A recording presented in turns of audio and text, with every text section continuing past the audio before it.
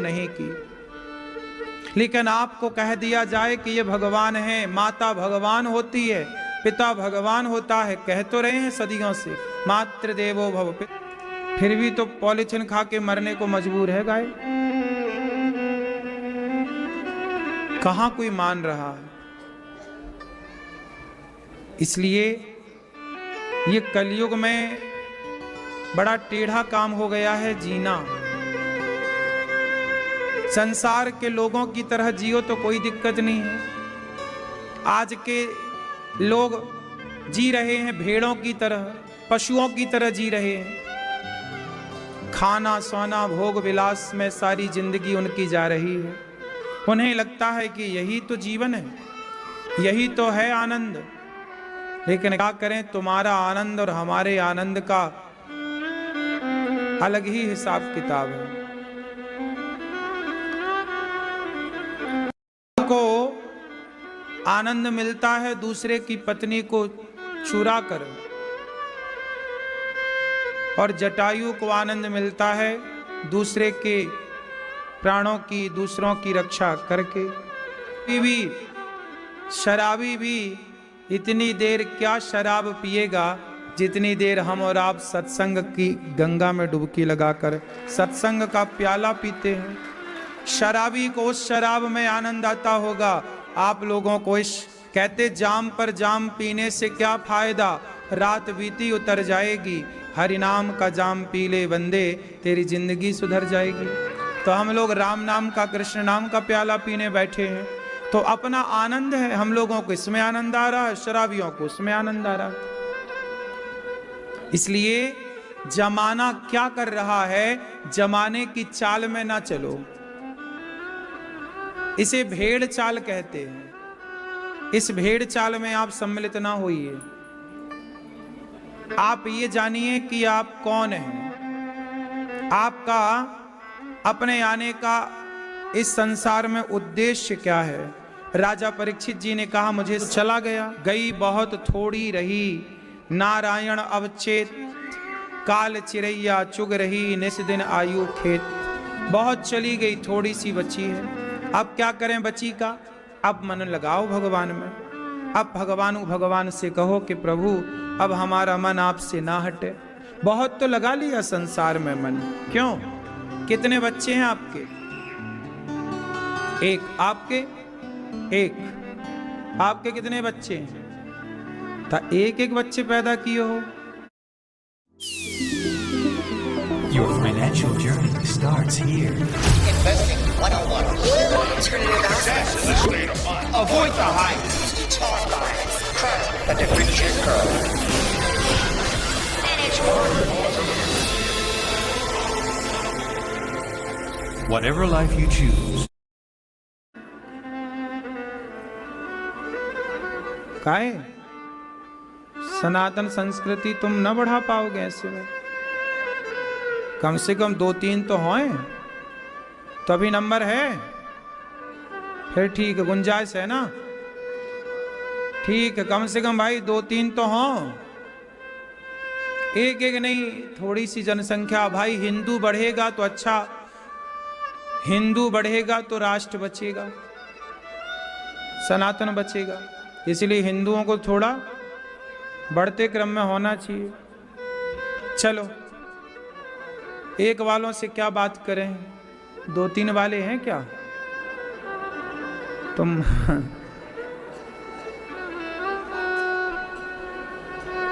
कब ब्याह हुआ तुम्हारा? थोड़ी तो आबादी बढ़ाओ।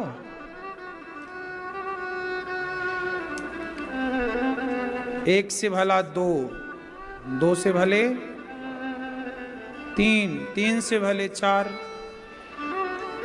4 ठीक है, पर कम से कम 2-3 तो हों, क्योंकि अच्छे लोग समाज में होंगे तो अच्छी बातें होंगी।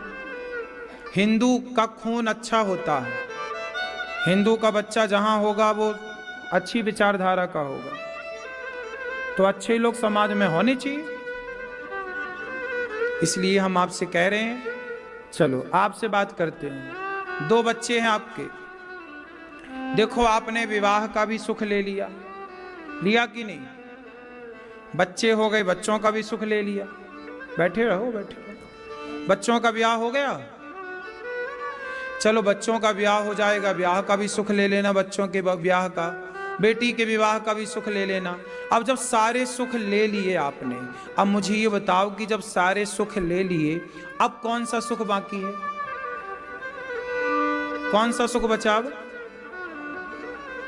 सब तो पा लिया, सब तो देख लिया ना संसार का क्या मजा है, क्या सुख है। पेट भरा कि अभी नहीं? इसलिए जब चारों ओर से तुम्हारा पेट भर जाए, हम कहते हैं और भर लो पेट, और रह लो पत्नी के संग, और बच्चे आदि के संग घूम लो, मौज कर लो, और पैसा कमा लो। सबसे जब तुम्हारा मन भर जाए तो ये सोचना, ये सवाल अपने आप से पूछना कि अब सब पा गए फिर भी शांति नहीं मिली, मतलब अभी कुछ पाना बाकी है। ये सब कुछ पा करके भी शांत कौन हुआ बताओ? फिर भी तुम अशांत है, मतलब अभी कुछ पाना। ये जो छोटे बच्चे हैं ना, ये कहते हैं हमें ये खिलौना मिल जाता तो अच्छा होता, ये चॉकलेट मिल जाती तो अच्छा होता। थोड़ा ये बड़े होंगे, लड़की है उससे लगता अच्छा जीवन साथी मिल जाए पैसे वाला तो अच्छा होता, लड़के को लगता अच्छी संगनी मिल जाए तो अच्छा होगा। ये शुरुआत की शौक है, सबकी इच्छाएं ऐसे ही हैं, सब मिलता चला जाता। पत्नी मिल गई, पति मिल गया, लड़की मिल गई, लड़का।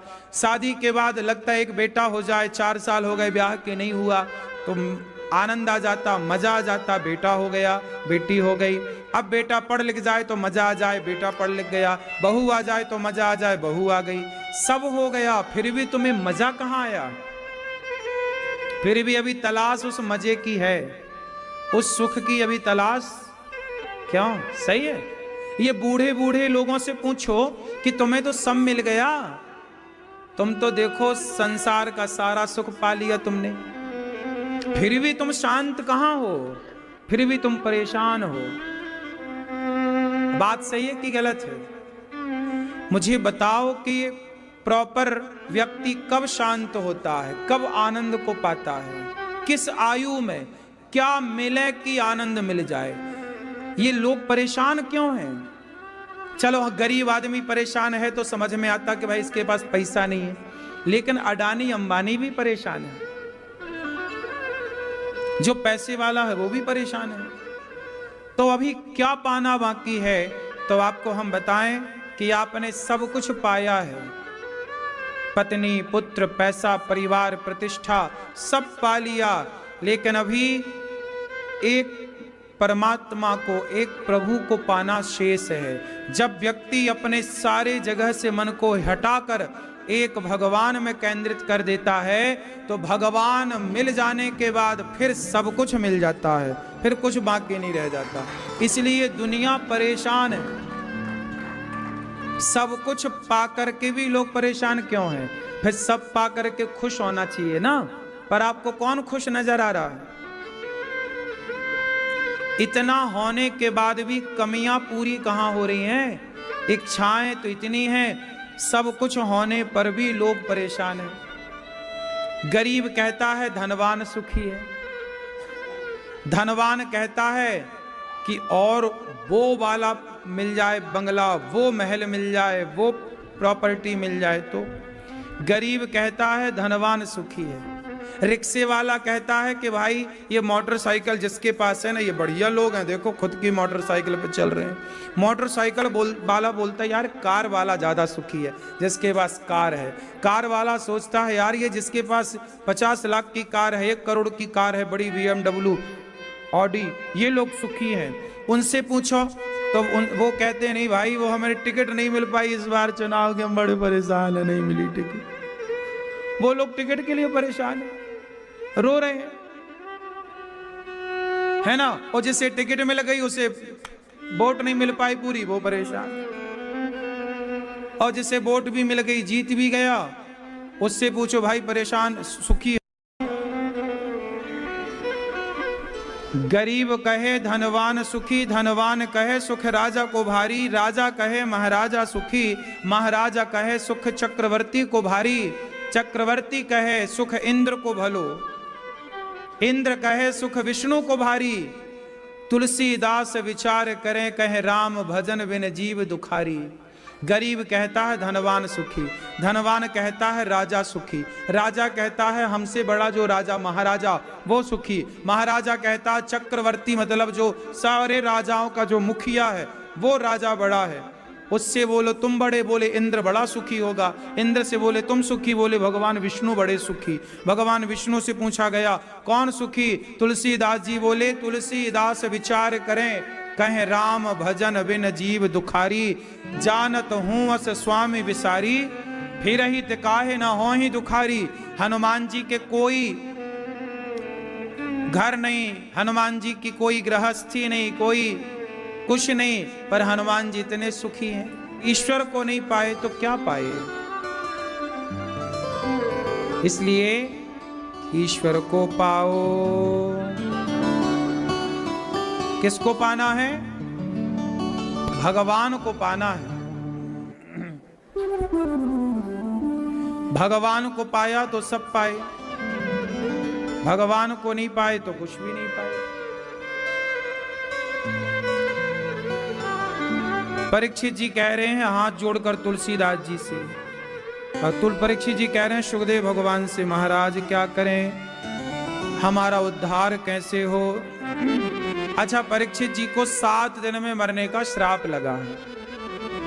7 दिन में क्यों मरना है, क्योंकि हम सबकी आयु 7 दिन की है। हमारी आयु सोमवार से लेकर रविवार तक गिन लो 7 दिन ही होते हैं, 8वां कोई दिन नहीं। सोमवार को आदमी पैदा होता, मंगलवार को मर जाता है। यही जीवन 7 दिनों का, यही जीवन है, यही मरना है, वही रोज का क्रम चलता। आप लोग कल भी सवेरे जागे, आज भी सवेरे जागे, कल भी खाए आज भी खाए, जो काम कल किया लगभग वही काम आज किया, कुछ नया थोड़ी होता आपके जीवन में, वही वाले हो जाओ तो भगवान की कृपा। आप लोग कृपा ऐसी मानते हो, आपको लगता बहुत पैसा आ गया, भगवान की बड़ी कृपा है महाराज, हमारे ऊपर बहुत कृपा है, बहुत पैसा है। पैसा का मतलब कृपा नहीं है, पैसा तो वैश्याओं के पास भी खूब होता है। कृपा का मतलब क्या, आप पर भगवान ने कृपा की तो कृपा से क्या होता है, क्या आप बताओ। हा?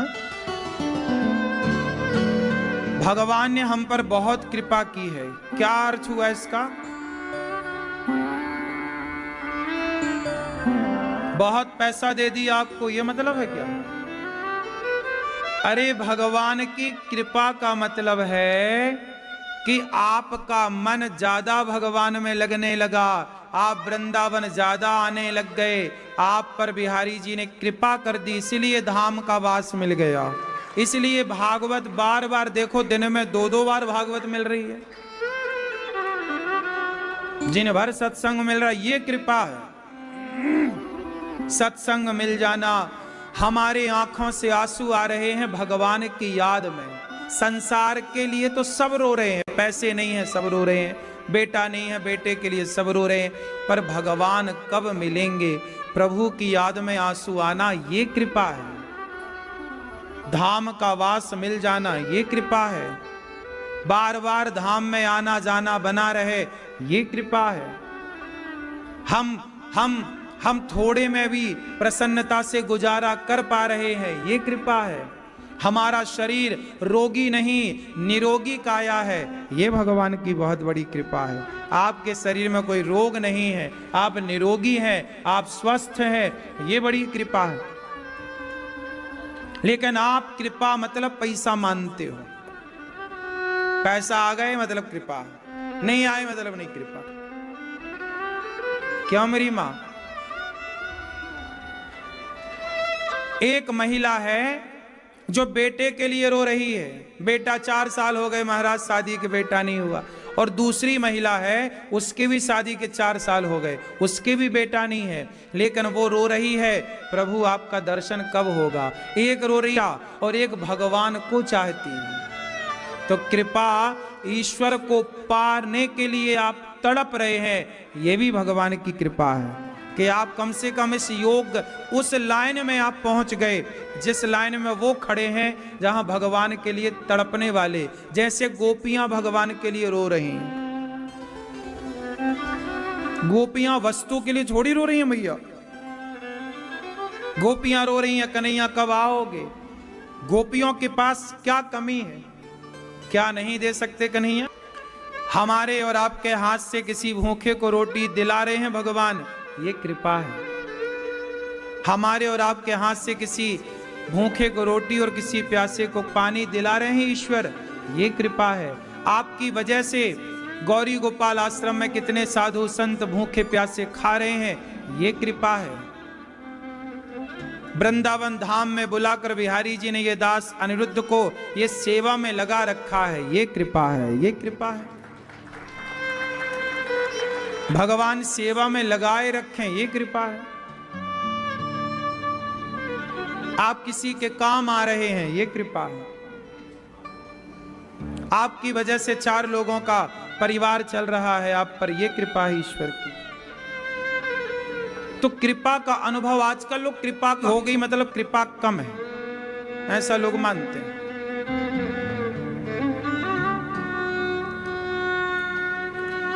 एक महिला के 2 बच्चे हो गए, महाराज जी बहुत कृपा है, बहुत कृपा है। किसी के 3 हो जाएं, माना कि किसी के 4 हो जाएं। ऐसे तो फिर सुअरी बोले कि मेरे तो 12 हो रहे हैं, बड़ी कृपा है। यदि बच्चे हो नहीं आप उसे कृपा मान लो तो भाई देखो, कृपा मतलब है भगवान में मन। तुलसीदास जी पर कृपा थी, उनका मन भगवान में। अभी हमारा मन संसार में भटक रहा है, मतलब अभी कृपा नहीं है। जब संसार से मन हट करके एक कृष्ण के चरणों में लग जाए, मन बिल्कुल एक जगह केंद्रित हो जाए, वो कृपा है कि भगवान से मन ना हटे, ये कृपा है। ईश्वर में चित्त लग जाए, वरना 17 जगह मन गोता खा रहा है, डुबकियां लगा रहा है। खेलोगे, कौरवों ने जुआ खेला, सर्वनाश हुआ, इसलिए जुआ ना खेलिएगा। जुआ जहां है वहीं कलयुग है। कलयुग अभी कौन सा युग चल रहा है यहां पर, जोर से, ये कलयुग नहीं है। सुनो, जहां एसी चलती है क्या वहां गर्मी का प्रभाव होता है? जोर से। जहां एसी की हवा है वहां गर्मी का प्रभाव नहीं होता। उसी तरह जहां भगवान की कथा है, भगवान का कीर्तन है, भगवान का नाम है, वहां कलयुग का प्रभाव नहीं होता। जहां कथा कीर्तन है वहां कलयुग क्या करेगा? कलयुग का प्रभाव वहां है जहां जुआ है। द्यूतम, पानम, शराब, कलयुग कहां है? शराब की दुकानों में कलयुग है, शराब पीने वालों के घर में कलयुग है, शराब पीने वालों के हृदय में कलयुग है। कलयुग बैठा है।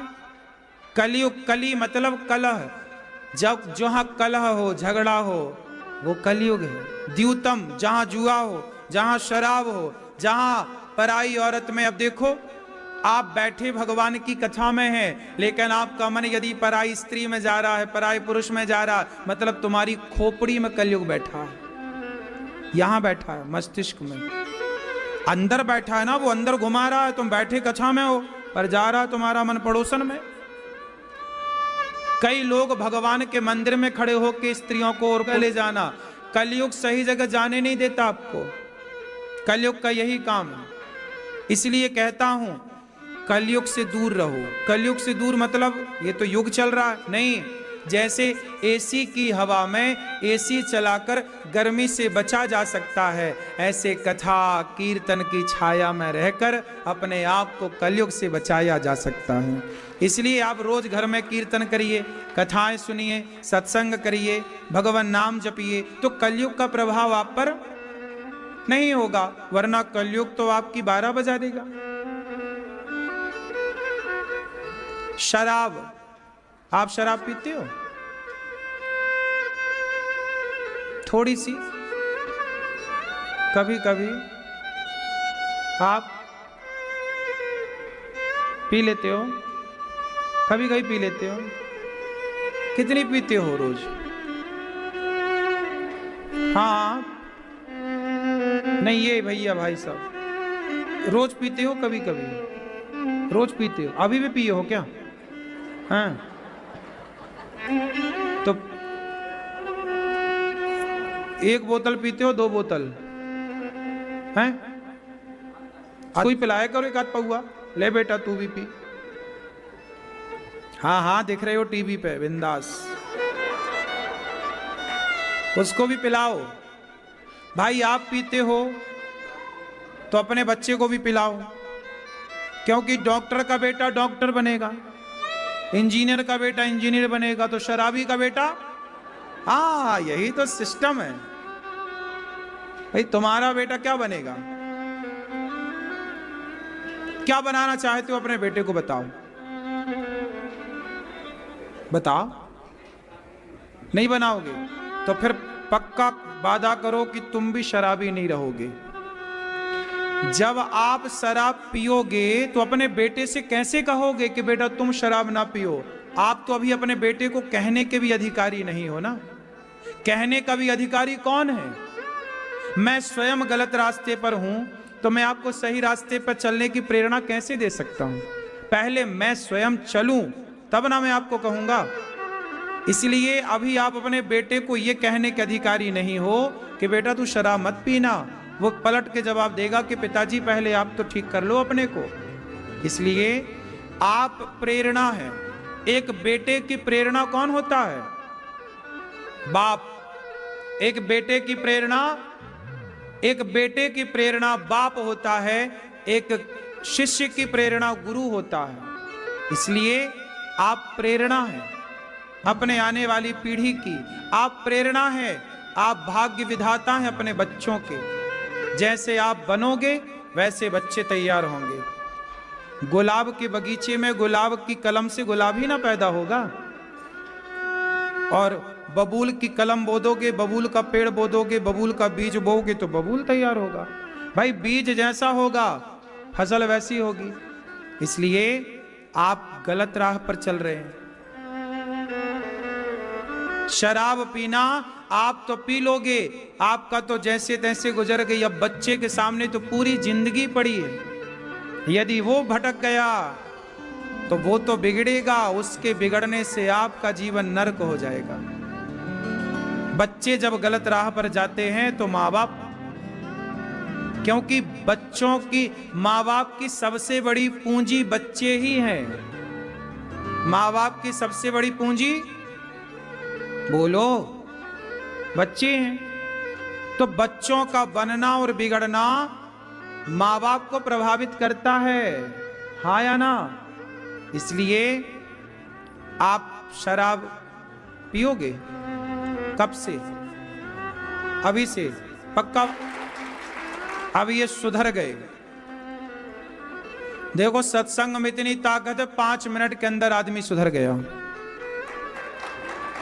ये है सत्संग का प्रभाव। संगत अच्छी मिल जाए। मंथरा की संगत मिली 5 मिनट की, मंथरा ने भी 5 मिनट ही लगाए और कैकेयी को 5 मिनट में घुमा दिया। संगति बुरी मिल जाए तो मंथरा की संगति कैकेयी का नाश कर देती है, और कृष्ण की संगति अर्जुन का उत्थान कर देती है।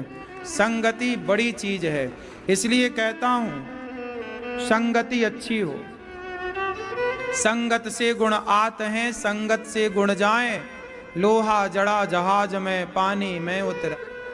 अब नहीं पीना शराब। पीना, जहां शराब होगी वहां कलयुग होगा, और जहां कलयुग होगा वहां नाश होगा। याद क्यों नहीं करते तुम छोटी सी बात? द्यूतम जुआ कलयुग का ठिकाना, पानम शराब कलयुग का ठिकाना। स्त्रियां, पराई औरत पराई पुरुष के चक्कर में। आप लोग पराई औरत के चक्कर में तो नहीं हो? हैं? सही। और पराये पुरुष के चक्कर में कोई तुम्हारा चक्कर वक्कर तो नहीं चल रहा कहीं? इसलिए पराई औरत से बच के रहना। जिन जिन का मन भटका उनका सत्यानाश हो गया, हाँ या ना? इसलिए पराई औरत से बच के रहना। मन बिल्कुल कंट्रोल में रखना। यहां वहां भटक, मन को इतना कंट्रोल तो रखे। मन कहां चला? थोड़ा तो बांधो अपने मन को, थोड़ा तो कंट्रोल करो। ऐसा कैसा मन तुम्हारा के खुले सांड की तरह घूम रहा है, थोड़ा तो बंधन में रखो। क्यों, आपका तो चक्कर वक्कर नहीं किसी से, सही। बच के रहना। द्यूतम, जहां जुआ वहां कलयुग, जहां शराब वहां कलयुग, जहां पराई स्त्री पराई पुरुष में मन गया कलयुग वहीं ले जाता। यदि कलयुग यहां बैठा है, तुम्हारा मन पराई औरत में जा रहा है। अब यहां जितने लोग बैठे हैं, आप सब अपने आप को नाप के देख लो मेरे पैरामीटर से। जितनी स्त्रियां हैं आप भी नाप लो। यदि तुम्हारा मन पराये पुरुष में जा रहा है, तुम्हारा मन पराये स्त्री में जा रहा है, मतलब तुम्हारी खोपड़ी में कलयुग बैठा है। कीर्तन ज्यादा करो, सत्संग ज्यादा करो, तब वो भागेगा कलयुग तुम्हारी खोपड़ी से निकल के, वरना तुम्हारा नाश करके रहेगा वो। आज नहीं तो कल, आज थोड़ा थोड़ा मन जा रहा है, एक दिन इतना ज्यादा जाएगा कि कई कई औरतें तो अपने छोटे छोटे बच्चों को छोड़कर, पति को छोड़कर, पराये मर्द को लेकर फरार हो जाती हैं। अभी हमारे पास कुछ दिन पहले 2-3 पुरुष आए रोते रोते, बोले महाराज जी हमारी पत्नी भाग गई। छोटे छोटे बच्चे हैं, अच्छा खासा पति कमा रहा था, लेकिन उसका पड़ोसी से ईलू ईलू हो गया। हाँ, और ईलू ईलू हुआ तो भाग गई। इन स्त्री और चरित्रहीन पुरुष, इन्हें कोई लाज नहीं है, निर्लज्ज हो जाते हैं। लोग नहीं कहते बड़ा निर्लज्ज है।